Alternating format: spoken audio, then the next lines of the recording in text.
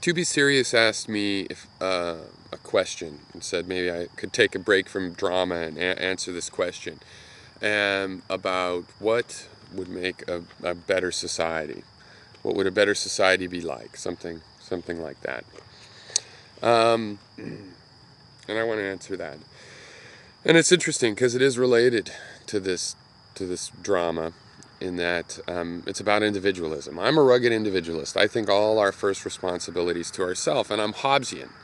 And I believe the Hobbesian idea that if you're going to make an argument to someone to do something, that you have to make an argument that it's in their best interest. You can't make an argument about how they need to do something that's not in their best interest. Hobbes was challenged at one point in his life. It said he was seen giving a coin to a beggar.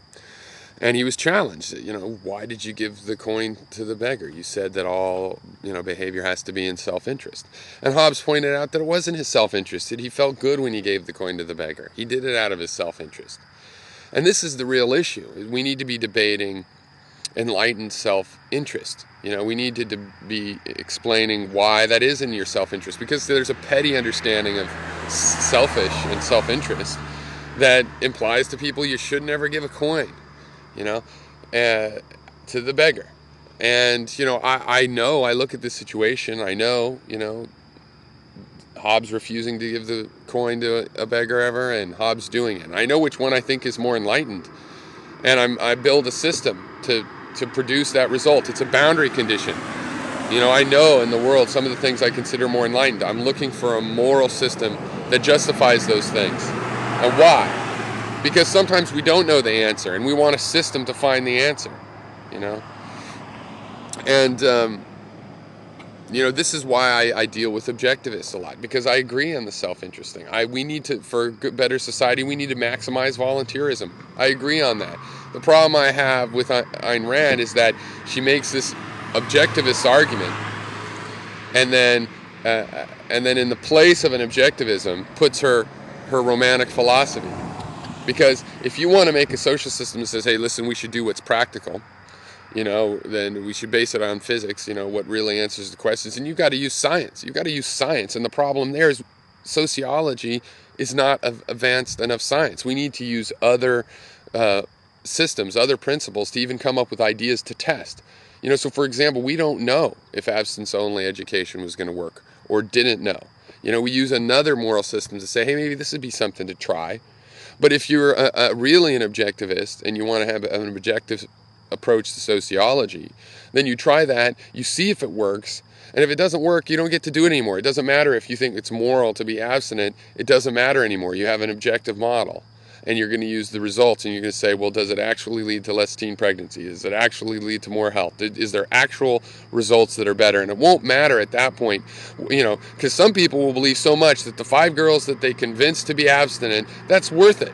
But statistically, it won't work out. So I don't like the objectivist system because it tries to pretend it's going to be that objective system, and it puts its foundation on the certainty that you have when you deal with the world objectively.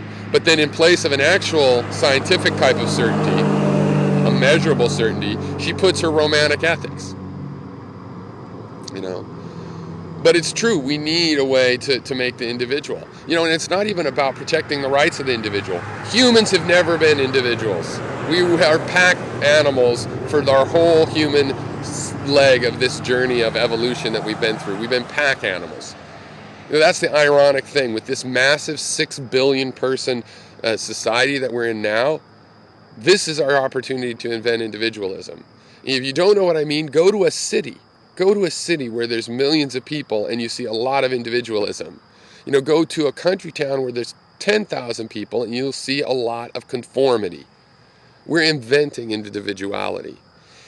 So I support the principles of individuality that help us to do that.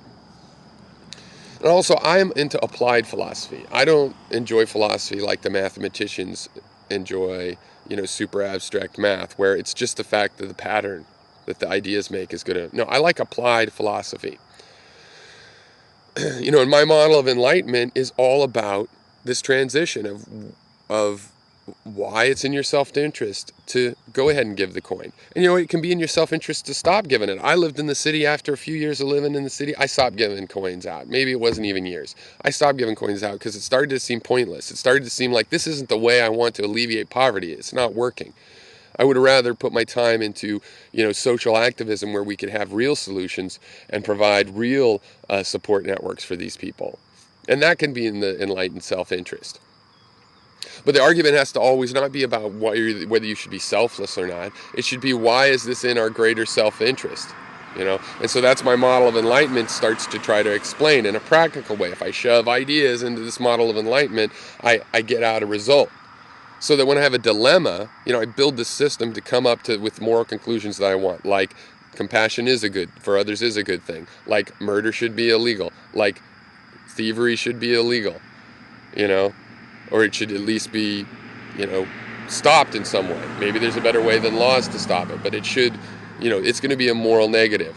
So I create a system that when I put the facts through, it comes out, click, click, click, yep, those are moral negatives. Then when I have a dilemma and I don't know whether something is a moral positive or negative, I use the same system. I have some confidence that since it's worked in all these test cases, that it'll work in this other case.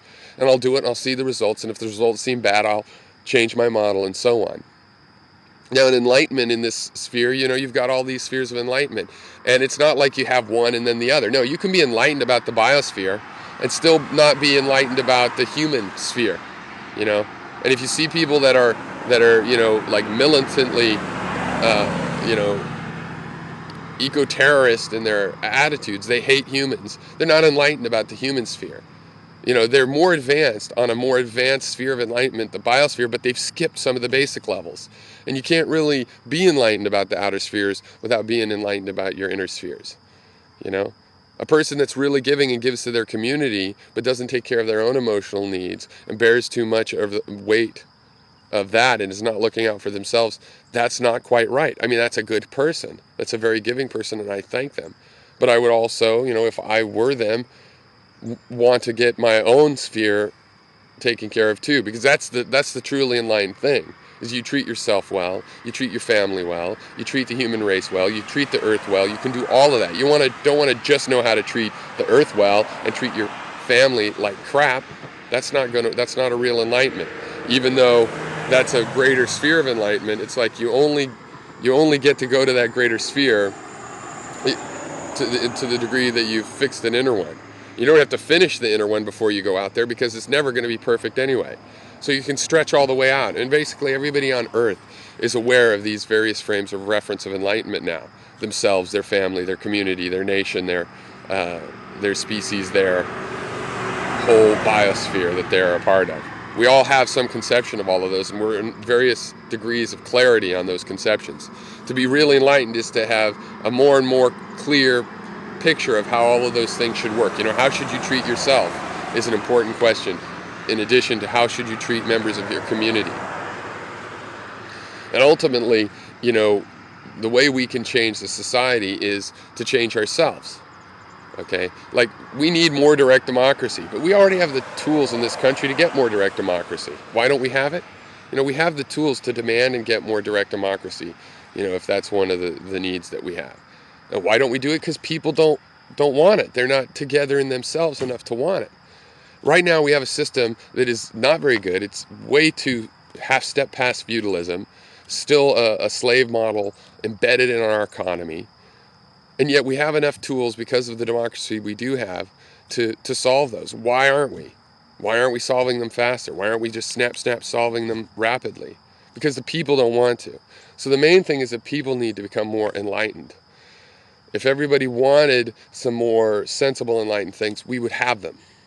So one thing in a better society, to get to a better society, is that I don't even know what it would be like. I just know that we need people that can conceive of those kinds of concepts. And then when we put all our heads together, 6 billion people are going to come up with a better specific idea than I'm going to come up for all 6 billion of them. Now, I could probably come up with one that would work just as well for if there were lots and lots of people like me, but there aren't.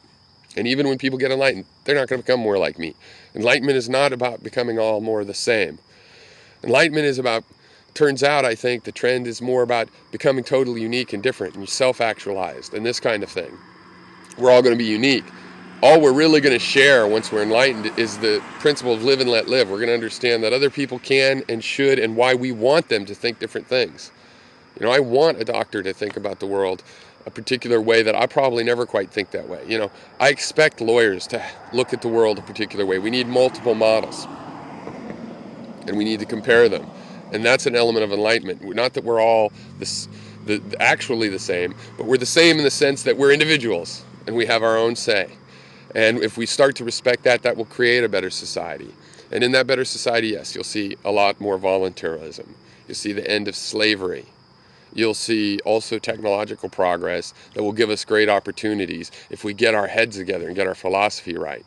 You'll see opportunities like robot labor and humans that get to live with a lot more help and live very efficiently and very comfortably, every person on this planet.